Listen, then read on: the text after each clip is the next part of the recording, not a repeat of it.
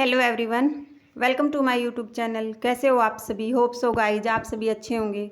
आज की वीडियो में हम जो हिस्ट्री का टॉपिक हम कर रहे थे मेन सामंतवाद को हमने कर लिया है। उसके उदय के कारण भी किए थे, उसकी विशेषताएं की थी और सामंतवाद के पतन। आज के टॉपिक में हम करेंगे मेनर प्रणाली और उसकी क्या विशेषताएं है, मेनर प्रणाली क्या होती है।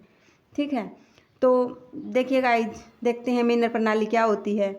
गांव की जो कृषि योग्य भूमि होती है मध्यकालीन यूरोप में, इसी को मेनर कहा जाता है। ठीक है, और मेनर के मध्य एक सामंत का निवास स्थल भी होता था। एक सामंत के पास प्राय कई मेनर होते थे। कृषि योग्य भूमि के अतिरिक्त मेनर में एक चरागाह होता था जिसमें जो मेनर के पशु थे खुले रूप से चरते थे।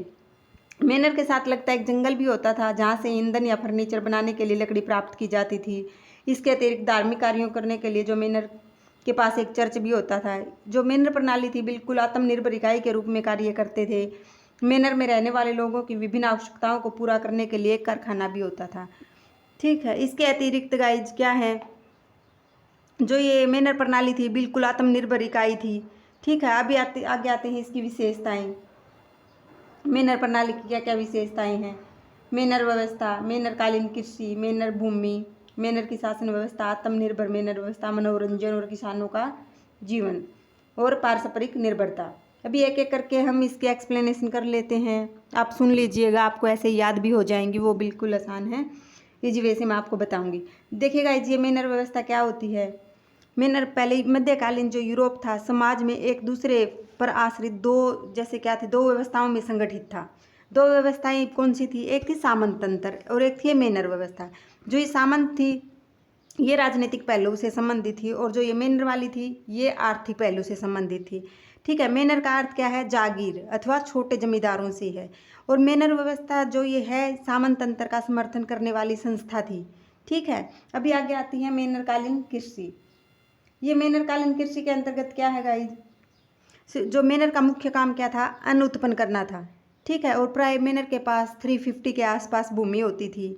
और ये अन्न उत्पन्न करने वाली जो ये जागीरें थी, ये 3 क्षेत्रीय पद्धति का विकास हो चुका था। ये 3 यानी कि प्रत्येक मेनर भूमि के 3 भाग कर लेता था। 3 भाग क्या थे? एक भाग तो वह था जो वर्षा ऋतु के लिए काम में लाया जाता था, एक भाग वह था जो सर्दी की जो फसल के लिए सुरक्षित रखा जाता था, और एक भाग था कि बिल्कुल उस भूमि को खाली छोड़ दिया जाता था। क्योंकि ताकि अगर वो भूमि को खाली छोड़ेंगे, वो सोच रहे थे, मतलब क्यों छोड़ा जाता था कि उसकी जो उर्वरा शक्ति है वो वापस लौट के आ सके। और फिर तीनों भागों को प्रतिवर्ष हर वर्ष क्या था कि बदला जाता था।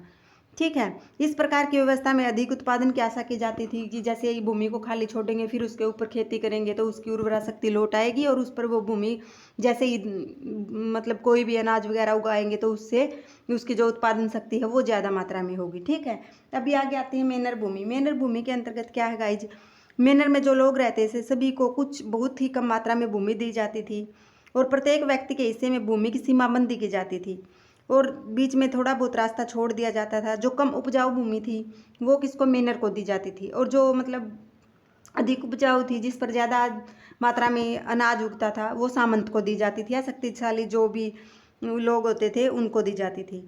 और जो ये कम उपजाऊ भूमि थी इसका भी अगर थोड़ी बहुत भी अगर जो अनाज उग जाता है उसका भी 1/3 इनको सामंत को देना पड़ता था।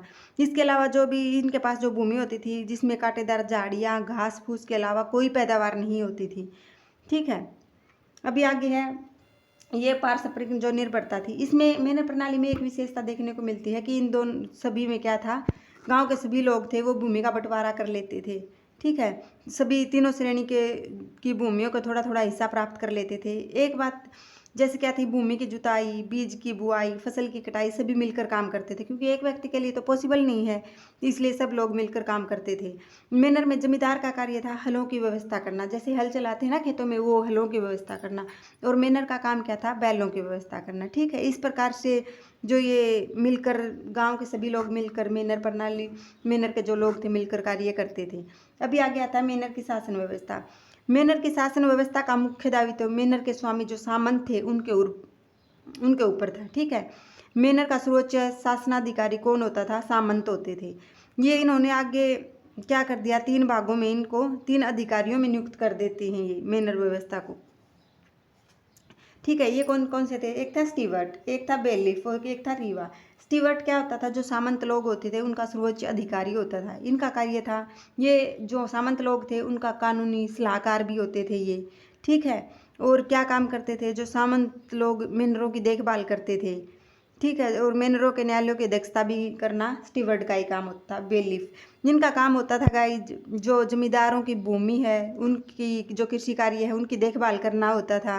और जो उनके कर थे जुर्माने वसूल करने का काम, और जो मेनरों की आय वेतन वगैरह का काम देखना बेलिफ का कार्य होता है। रीवा, रीवा का कार्य क्या था, जो किसानों की समस्याएं थी, जो मेनरों की समस्याएं थी उनको सामंत तक पहुंचाना रहता था। मध्यकालीन यूरोप में रीवा को अमीन या पटवारी भी कहा जाता है, ठीक है। अभी आगे आता है आत्मनिर्भर मेनर व्यवस्था।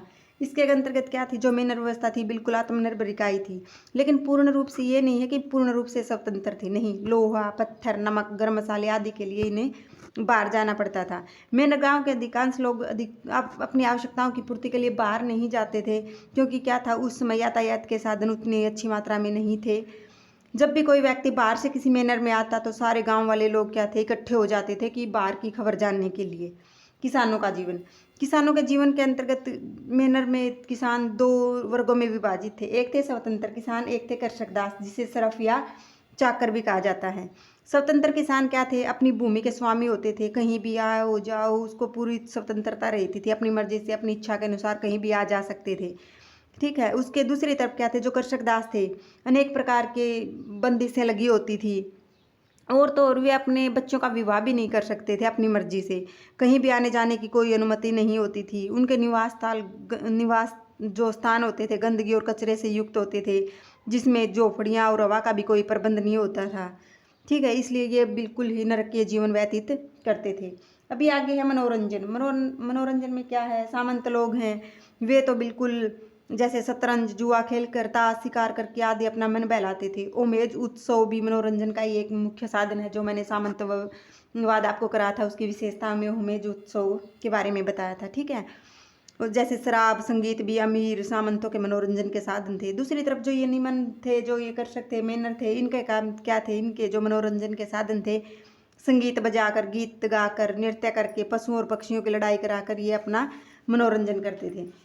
इस प्रकार हम कह सकते हैं गाइज, जो ये मेनर प्रणाली थी सामंती समाज की एक महत्वपूर्ण विशेषता थी। मेनर समाज का जीवन वास्तव में सामंती समाज के ऊपर ही टिका हुआ था। मेनर में सामंतों और उसके परिवारों के सदस्य का जीवन विलासिता से पूर्ण था, परंतु इसके विपरीत जो किसान, जो ये सरफ थे, जो ये कृषक थे, वो बिल्कुल ही नरकीय जीवन व्यतीत करते थे। उनके पास जीने का कोई उद्देश्य नहीं था, वे मेनर में ही जन्म लेते थे और मेनर के रूप में ही होकर मर जाते थे। होप सो गाइस जी आपको पसंद आया होगा, तो प्लीज़ आप वीडियो को ज़्यादा से ज़्यादा शेयर कीजिए, चैनल को सब्सक्राइब कीजिए। Thanks for watching.